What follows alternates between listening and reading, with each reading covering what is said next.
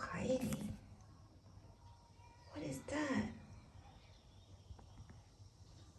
Whoa.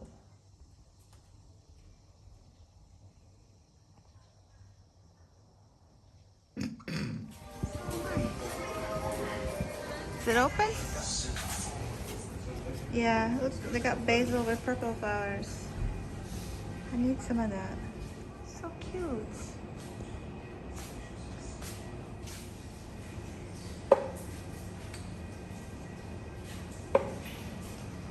Precise but not accurate. Wow!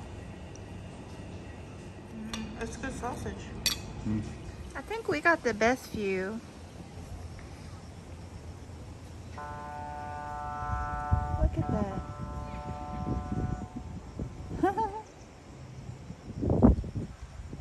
You can see the smoke, the hill smoke out on the mountains.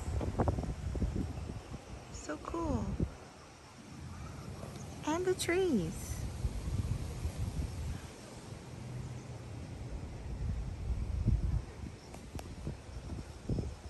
And the neighbors, there's no neighbors.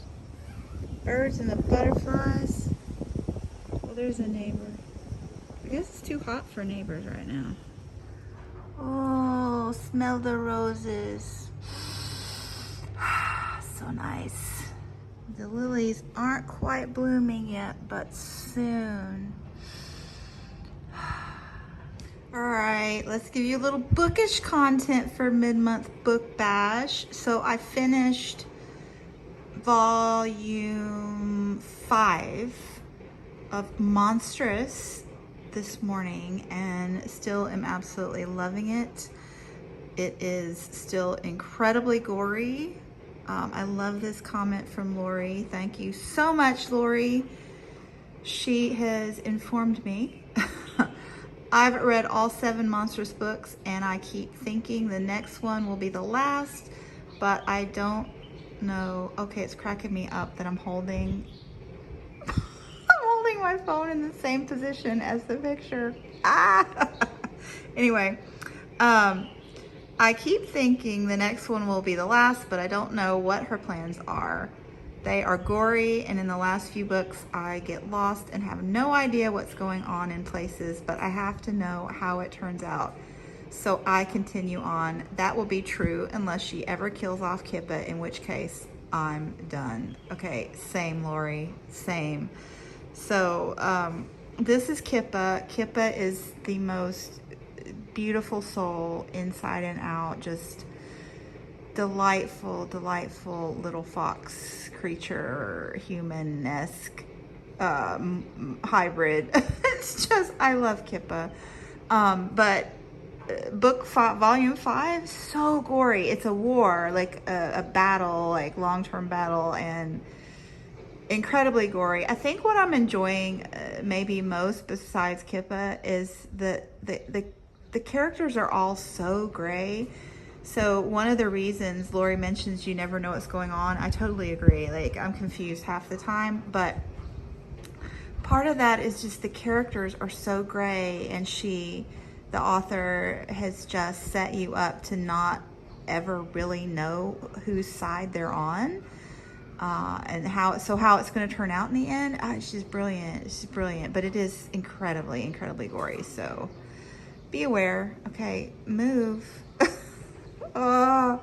So what else was I wanting to tell you? I am 6.5 hours away from the end of my last BookTube prize for this round. So I think I'm gonna listen to that while I work on purging the apartment. And I have this book queued up to show you because it's part of my minimalism chat, as is this absolutely hideous, I'm sorry if you love it, but I hate it so much, but I'm not going to replace it for reasons which I will discuss. And the matching coffee table. The rug, like, is also not my aesthetic, nor is the couch or these art picks, but they do, I will admit, go incredibly well with the rug. So, you know, there's that. But yeah, let's talk. Let's talk. They're so gross. They're not gross.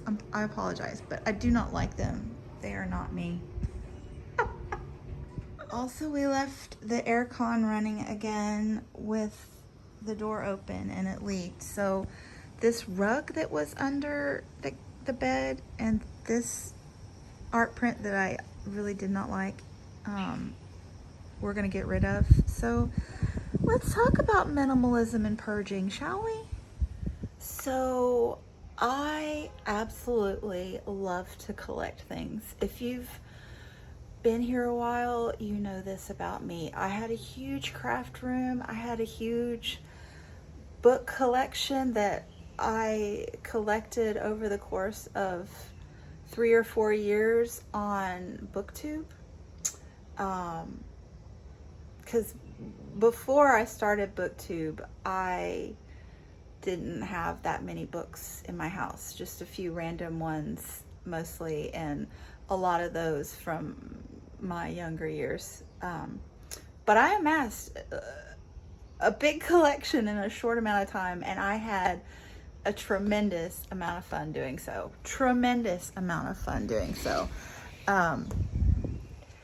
And this is going to give some people the absolute hives. Let me sit you down. But I purged a lot of those books. Like, you're crooked. Does that bother you? It bothers me. You're still crooked. Anyway, purged so many books. And I know that it's stressing you out. And some people don't understand that. They're like, you know, all that money and your things. And, yeah. And this might be mind-blowing, but it's not the first time I did it. So, crooked. Oh my goodness. Oh dear. Anyway, yeah, I'm sorry. I can't handle crooked. Oh, there we go. Oh, well. Oh, you could perch on my wallway. Oh man, but anyway, are you straight now? This is crazy. I wish I could let it go like I do my things. I let my things go. But yeah, it's in the first time that I've like done a deep purge of things. Oh, that might be good. Yeah, I went to Honduras and lived there for a year, and I went to Guatemala and lived there for a year. And I think Guatemala, most of my stuff was still at my parents' house, so I probably didn't do a deep purge there, but I lived very minimally in like a teacher dorm. But then when I went to Honduras, yeah, I just gave away all sorts of things. I didn't have as much stuff then because, you know, I was just in my late 20s, but like for example, books. I was collecting Newbery honor books and Newbery award winners at the time, and I had quite a collection of those, and I just donated them to the middle school I was teaching at. I mean, but that was a great use of those resources. More people got to enjoy them than they would have if I had just kept them in boxes, right? And I'm not telling you that it's wrong for you to have all those books in your house at all, because I've done it and enjoyed it. I think what I'm saying is that just enjoy the stage you're in. So I have enjoyed giving away books and things every time I've done it. And I've enjoyed collecting the books and things every time I've done it. I'm really, really, really enjoying living minimally right now. I'm enjoying it tremendously. And just the thought of going through all my dressers, like I've been waiting weeks, if not months, to go through them again. And I don't have that much stuff to go through, right?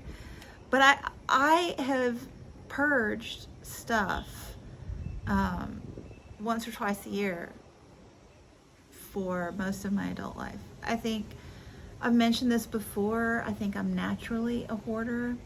You know, it wasn't just books, craft items. I had a whole room devoted to craft items, and I would say 90% of that went bye-bye before I moved here. But that stuff gave me like direction in life when I was a single mom for, pushing 2 decades, and not much time to call my own, and not much money to invest in home decor, but I had a little consumable income that I could use those desires to decorate and put them on a scrapbook page. So I don't know if any of this is making sense, but I think that just being aware of your stage in life and not being locked down into what you've always done. It's very liberating to make a huge life change, and it lets you assess and reassess stuff, and not just stuff, but my work. Like, I didn't realize I was in such a huge rut with work and how draining that had become. But things can be draining too, and it's just so liberating to look around and know that I don't have to do anything or take care of anything, because, and I'm meaning things, because the things just aren't here to do or take care of. So yeah, I think I'll just stop rambling now. And one more thing I did want to say though about stuff, and I do mean to sound preachy here, but I think getting back to the hideous, I'm sorry, I really hate those things, but I'm not going to replace them. The coffee table and TV stand in the other room. And the reason is because I think one thing that this move has taught me, and I don't know that I'll be minimalist for the rest of my life, I doubt it, but this move has really taught me one reason to embrace minimalism is because I think in the States we get so consumed by things, and probably here too. I think it's just all over the world, but it's so easy to get consumed by things. And every time, like if I went in and replaced the coffee table and that TV stand, which is just but if I replaced it with something that I really enjoyed looking at, the desire would be there to replace other things. Like, that's why I put that If You Give a Mouse a Cookie book, because if I replaced those things with things that were more to my style, I would then think this would really look even nicer if I replaced the art, because the art's not my style either. And if I replaced the art on the wall, then I would need to replace the rug, right? And if I replaced the rug, then I would think we could get a nicer couch, which we may do, because the couch is not comfortable for the two of us together. It divides, you know, it's sectional. Don't like the sectional, but that's a practical reason. It's not aesthetic. And then I might want to replace the kitchen table and the end tables, obviously, because they're fine. They don't repulse me at all. But I'm more of a natural woods, warm tones style. So yeah. And little by little, I would find just one thing after another that I would want to replace to make it more my design aesthetic. And that's just not necessary. It's not really good for the environment after, you know, some books that I've just read. And, you know, economically speaking, we have the money, but we could spend that on travel, or, you know, like flowers. I buy a lot of fresh cut flowers, which I never did before, because practically speaking, they don't last, but they really fit into our lifestyle at the moment, and I get so much joy from them. So I think at this stage in life, that's where I am. I don't need everything to be me, but I can be me in this environment still. So yeah, I guess that's a soapbox that I wanted to be on. Not necessarily minimalism, but just not being chained down to your things, if that makes sense.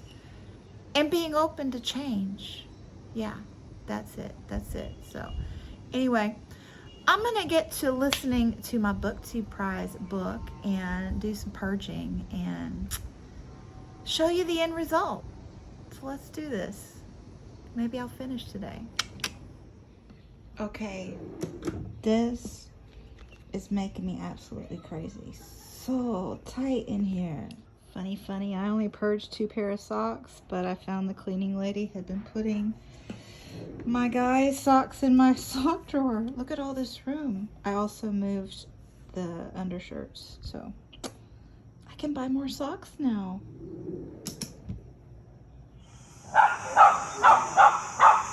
Oh,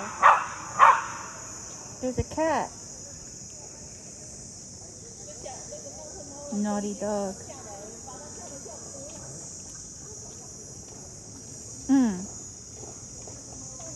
I gotta go home.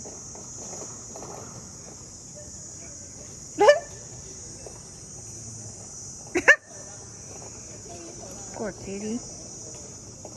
1 room down. There's the purge pile. 6 to go. But I think we'll take a break to enjoy the rain. Whew. Nice.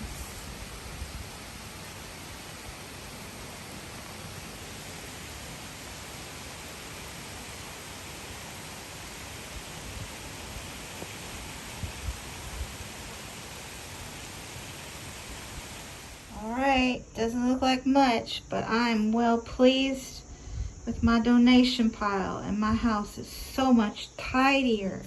What's that robot doing? Ah.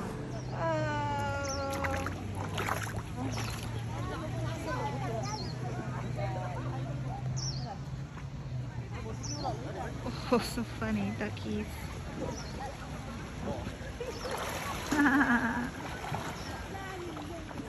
Oh, they're spinning. Oh, the fountains are on, the trees are lit. The Bing Fin truck is here. Hey! Wow. So good.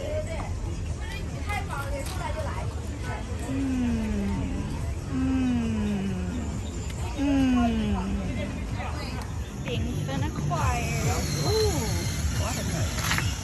Oh, look at the clouds. We don't get good sunsets here because they're blocked. Be in Tennessee soon. See amazing sunsets. My goodness. It's a kitty. Get the mouse. Get the mouse. Oh. There's a kitty. You found something tasty on the sidewalk, kitty? Mouse. The mouse. Say you're up Better get a little run in before I indulge my sweet tooth. Oh, there's another one. Hey, kitty. Hey. Funny, funny. Follow the slime trail. I think it's grazing. Take them out. Take them out. Kitty, kitty. Whoa, I did it. BookTube prize number 6 is in the books, and I'll be voting tomorrow. Wow, and stay tuned. I have big plans for Mid-Month Book Bash Day 4, June edition. It's gonna be awesome. Being fun time. Oh, so good.